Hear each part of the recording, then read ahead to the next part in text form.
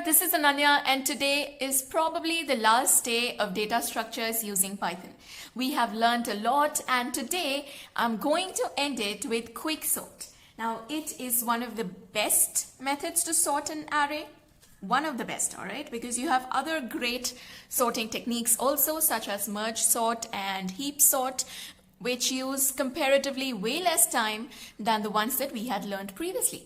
So a few important points that I want you all to note is, as you all can see on the screen. Firstly, it is of the type divide and conquer. What does that mean? Well, we have all studied a lot of history where the rulers divide the unity among the people and cause all the havoc and all of that. Well, what you can do is apply the same idea to quicksort. Now, it does divide, but it actually does it for a good reason, right? So you divide the elements and you conquer a good sorting method in less amount of time so that the elements get sorted quicker. That's the basic idea. Now you'll see how actually the division occurs pretty soon. Next, if you can see, I have a pivot element written and I have two arrays on each side of it. This is just a visual representation of it. It's actually not the same, but you'll find a lot of similarities again. Now, what is a pivot? You select a pivot element, that is any element which acts as the center, okay? Like, let's say the middle value. And the pivot can actually be anything you want, but you have to be very careful with it because it's one of the most crucial elements, or rather say steps, of performing quicksort. It highly depends on the pivot element. It can be the last element or the first one or the median of the array. Now, we'll concentrate on that if and ever we study about analysis of algorithms. That's a pretty difficult topic. So let's just go the simple way now. And whatever elements are to the left of the pivot will be less than it, obviously, and whatever is to the right of it will be greater than it. As simple as that. So you just need to place the pivot to its exact position. And next, you apply quicksort to all the elements on the left side of it, and all the elements on the right side of it, again, get to avail the quicksort method. And finally, this way, you keep on doing it until and unless your array elements are basically over. They are all dealt with. So you see, what do you think? You're going to write codes, or rather say functions, for each of the element? Do you think you're going to do that? Well, that's not nice coding, right?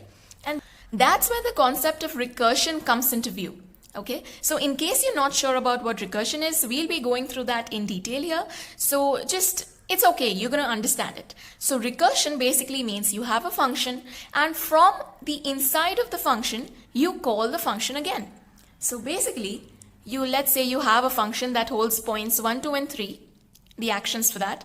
And after these three are done, or rather say here, quicksort the left side.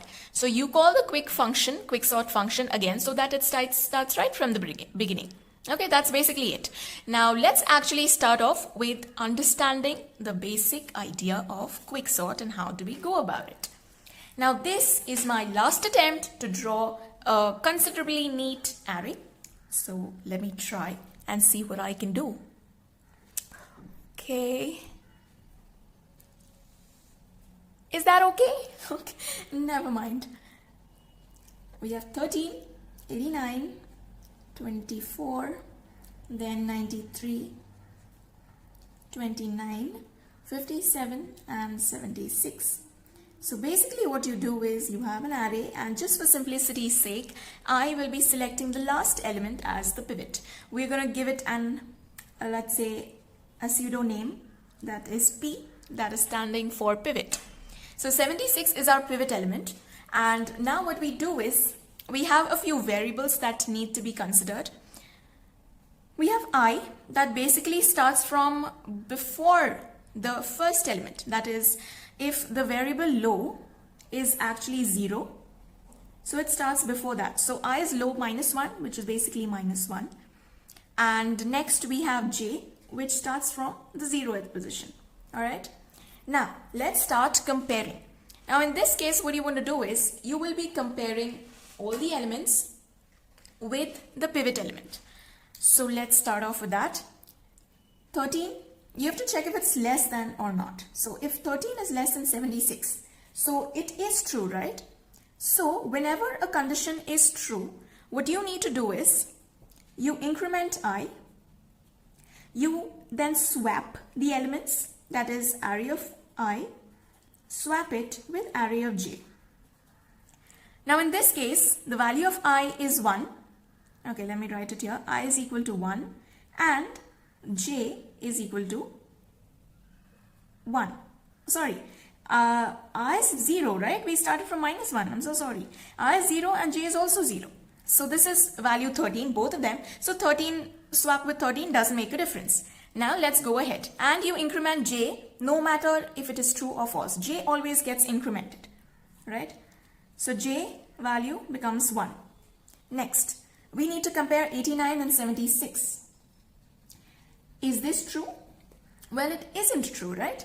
So if it is false, as I had mentioned, you don't have to perform any action. All you have to do is increment j, which then becomes 2. All right, what I'm going to do is I'm just going to write the index numbers, otherwise I have to end up counting every single time. Cool. Now, let's move ahead. We have 89 then 24. Since j is 2, 24 is less than 76. Is that the case? Yes, it is. Now we need to start performing our actions. I plus plus, hence I becomes 1 now, right? Next, we have j is equal to 2. That remains the same. Now we swap array of I and array of j. That is swap position 1 and 2. So you get your new temporary array, which is basically swapping 24 and 89. You get 13, 24, 89, then what? 93, 29, 57 and 76. Now just hold on, okay, till the end. You're going to get it because it might be a little confusing, but we'll get along pretty well. Next, we have j is equal to 3. Let me write that down. So basically we're on position 93. So you check with 93 and 76. Well, it is false. Let's not do anything at all. Next, we have j being incremented. J becomes 4. And what we need to do is compare 29 and 76. And there you go. We have to perform some actions. And what are our actions? I plus plus. So last time it was 1. Now it becomes 2. And we swap array of I and array of j. So what does that give us? 2 and 4. This is our new one, all right? So let me again just quickly give them some values. 0, 1, 2, 3. Don't refer to the previous one. You're going to get confused. 4, 5, and 6. So 2 and 4. 89 and 29 get swapped. You see how slowly everything is falling in the right position? So you have 13, 24, 29, 93, 89, 57, and 76. Now come along and put the positions for them. 0, 1, 2, 3, 4, 5, 6. All right. Now moving ahead. What is our value of 4? J is 4. So it needs to be 5 now. J is equal to 5. And next, that is 57, right? Have we checked for the fourth position? Probably. Anyway, 57. Now is 57 less than 76? Yes, it is. So let's start with swapping. I becomes 3. And j is 5. So we swap positions 93 and 57, right? Now here's our new array.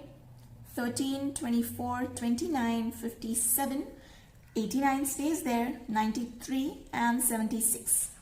Now, this, let me just write the last few elements because that's all we need to take into consideration. And we have j is equal to 6 right now. That is basically our pivot element. Now, why are we doing all this? Do you remember? Or are you just going along with the flow? Well, we are doing this to get the pivot element to its exact position.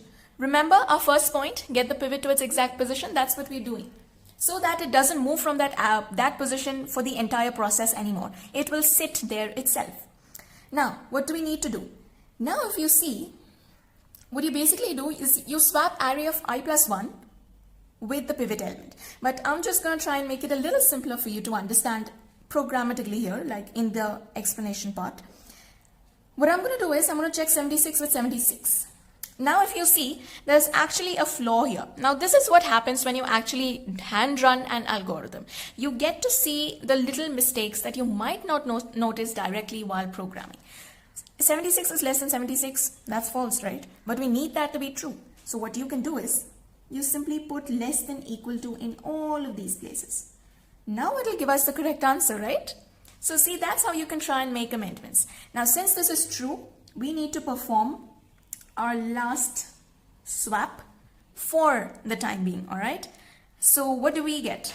We have 13, 24, 29, 57. I get swapped, right? Now I is what? I forgot to write that down. I is equal to 4. So that's basically 89.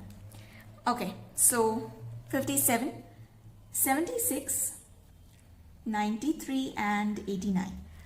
So that's basically it. We have given our final position to 76 and it is not going to move from here under any condition at all. And now what you do is you start your recursion.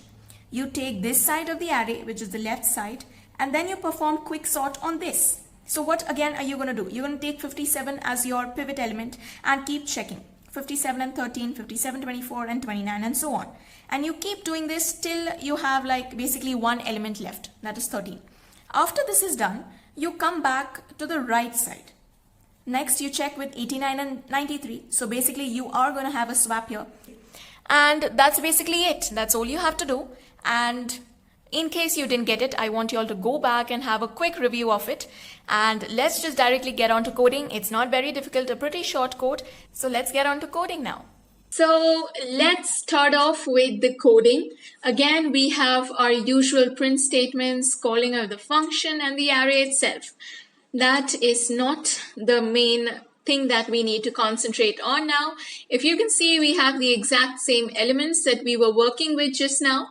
So let's start off with our quick sort function. Now let's just see as to what parameters we are passing. We first pass the array. Next, as I had mentioned, the low variable, that's what we're passing. That should be 0. And we're passing high. What is high? The last element, right? The position of the last element, that is n minus 1. N being the length of the array. Now, our first condition, remember what we were checking? If low is less than high. Now, why high? High is basically our pivot element, all right? We are selecting 76 as our pivot. If low is less than high, that is, let's start off with 13. 13 is less than 76. Yes, that is true. Next, we are going to try and find the exact position of the pivot, right?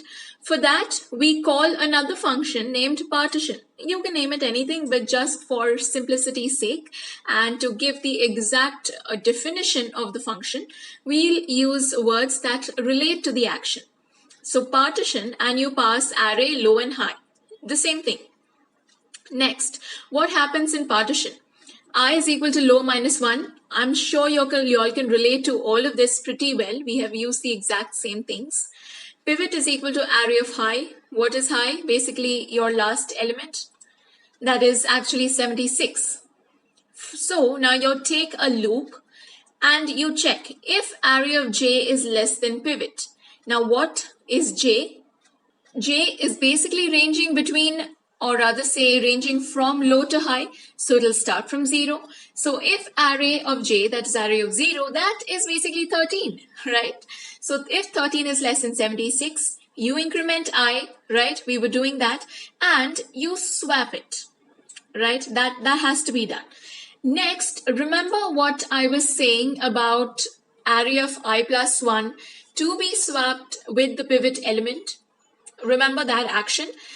When we come out of this for loop, we need to perform this action, right? So let's say from low to high, after this for loop, we get our position, the second last, just before we get 76 to its exact position. That is at the point where we have, I guess, 13, 24, 29, 57, and 93, 89, and 76, something like that, okay? We have a position, something like that. At that point of time, it will come outside of the for loop because we are ending before high. And array of I plus 1, I had mentioned this. You swap it. Let's say we were swapping 76 and 89 will actually be here. So you swap 76 and 89 and you get the exact position of 76 and you return the value, basically. So pi will give you the position of wherever it was stored. Now what you need to do with that position, because it's very important, because from that you will decide the left side, that is this first quicksort. See, this is where recursion comes into play. This is basically recursion. Let's say you are performing recursion on the left side, that is pi minus 1, position of I, that is pi. Let's say 76 was in, let's say, I guess the fourth position, right? So less than the fourth position, that is up to the third. So 13, 24, then 29 and 57. These 4 elements will go again for quicksort. Right? After that is done, you take the second quicksort function call that will take pi plus 1 as the low element. Why? Because you have 93 and 89 here, right? After placing 76, and pi plus 1 will basically give you the low element, because consider all this isn't there. You just have in this place 89, hold on, 93 and 89. That's all you have instead of this. So you will treat this as, imagine it as a different array. 93 will be your low position, 89 will be your high position, right? And that's it. You basically keep calling the function again and again until and unless your entire task is done. And that's basically it. I'm going to run this now and show you all the preview. There you go. You have your sorted array. It's exactly how we saw it till the end. Just only the thing that we didn't see these two being quick sorted, but I'm sure you all got it. All right, this was it. I hope you all enjoyed the entire data structure series if you've gone through it. Otherwise, I just hope you all understood quicksort. All right, bye-bye. I'll see you all soon.